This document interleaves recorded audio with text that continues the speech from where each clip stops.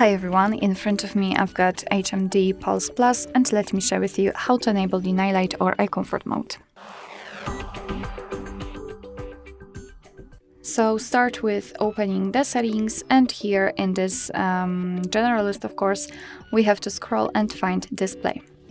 Then let's scroll and tap and find the night light. We can turn it on without the customization just by tapping on the switcher, and you can see that the screen turns yellowish or amber. It is in order to filter the blue light.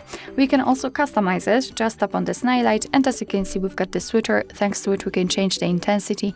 By going to the left, we can make it cooler, and by going to the right, warmer. So of course, set it just like you want to. We can also schedule it. None is manual option. We can turn it on custom time, so freely choose the start and the end time, and of course your device will apply the mode accordingly. Or we can turn it on from sunset to sunrise, and here your device will automatically decide when the sunsets and sunrises are. It is location based. So this is how it works.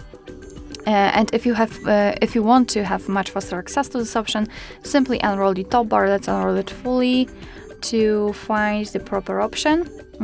Let's find it. It is here, so let's simply tap on it to activate it and tap on it to turn it off.